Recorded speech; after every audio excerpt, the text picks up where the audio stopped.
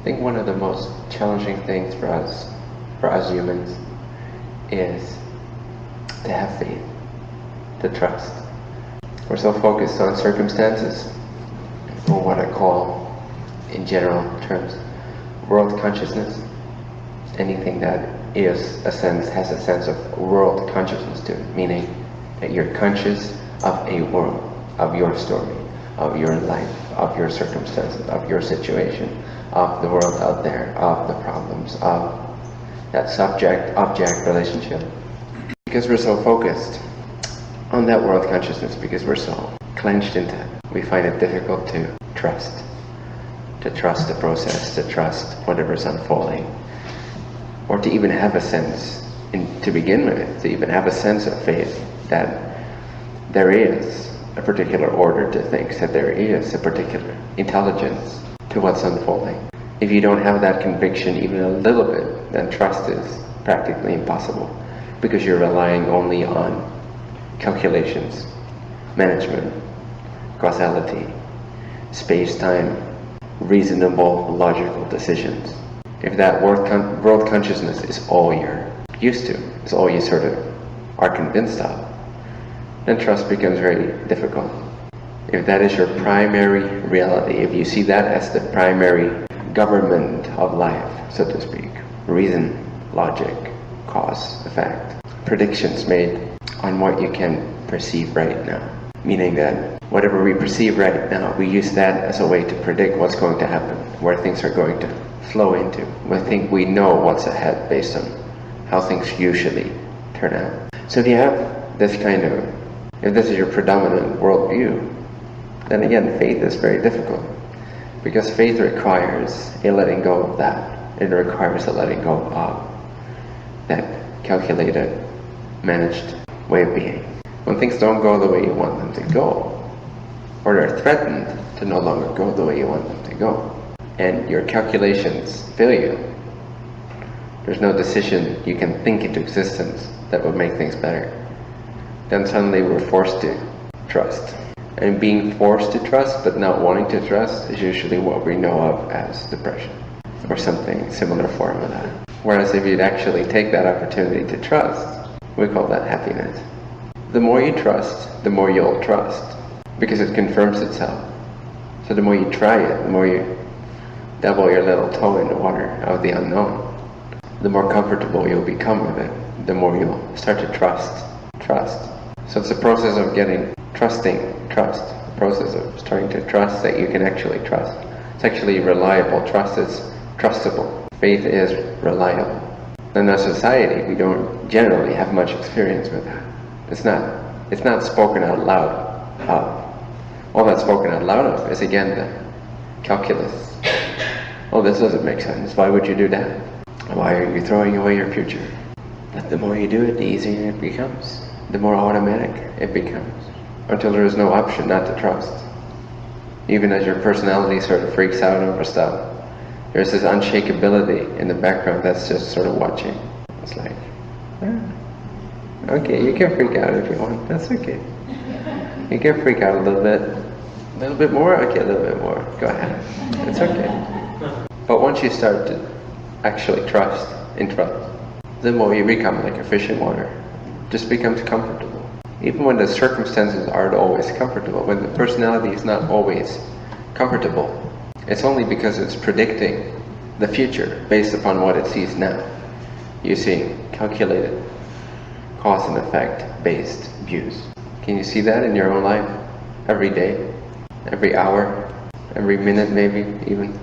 Trust becomes so comfortable that you don't even want to not to trust. Even the outcome, usually speaking, even the outcome that you think, or that the personality thinks it needs to manage, it needs to freak out about, because it doesn't seem to be going that way. Things seem to be jeopardized. Even the outcome that you desire is not as large as the simple desire for the experience of trust itself.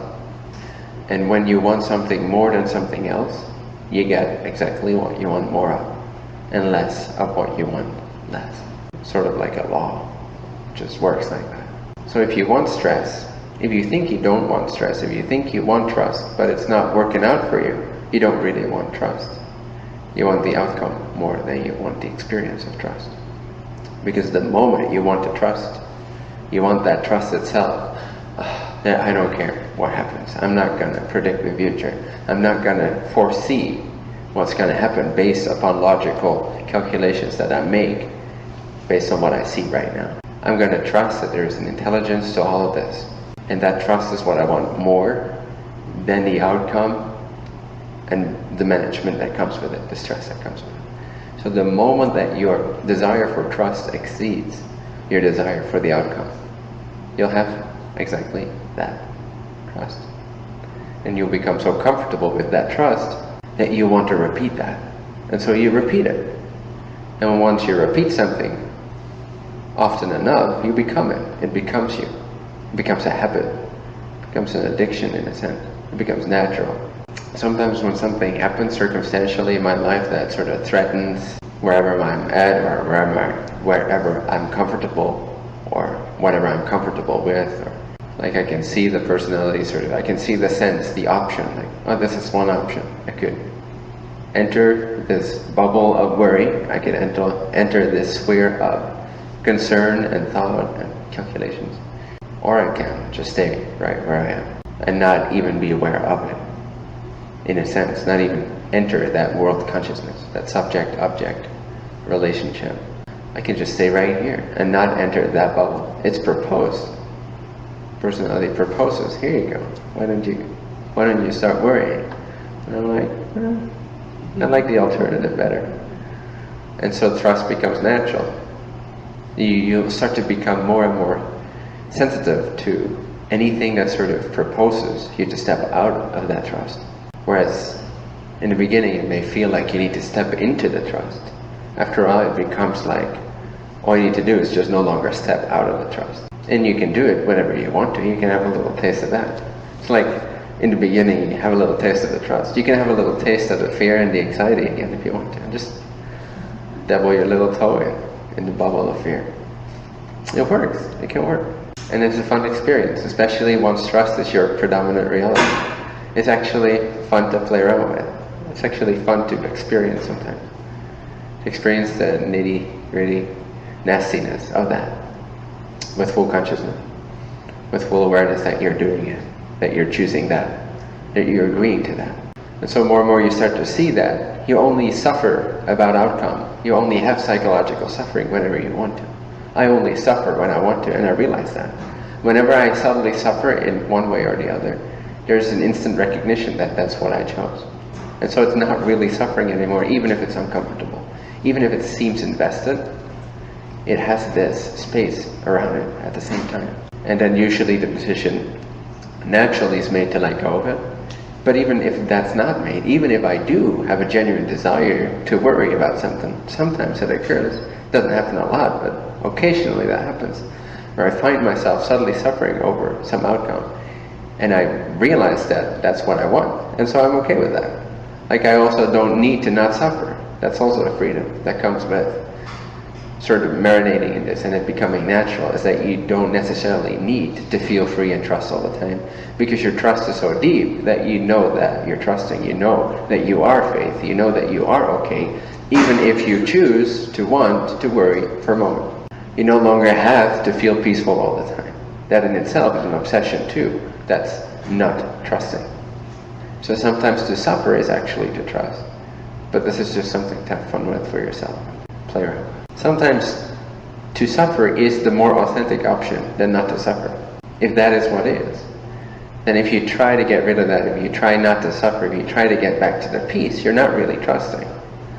So can you have trust while you're suffering? That trust, that suffering is part of the trust. It's part of the bliss. So then trust becomes a sort of transcendent quality. Transcendent simply meaning it's no longer depending upon trust or no trust. It's just all-pervasive trust, no matter what happens. And you can't do this, it just is. And the more you do it, the more you trust, the more that becomes obvious, as already always being the case. So then it's actually impossible not to trust, even when your personality is not trusting, because it's choosing not to trust, because it chooses that it wants to be invested in that particular project, or outcome, or worry, which is fine. Can you fully accept that? Can you fully give it permission, your full energetic permission to suffer? Is your trust so deep that you can suffer?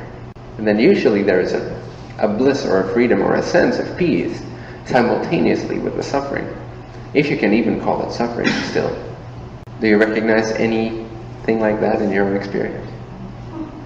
Okay, good. Sweet.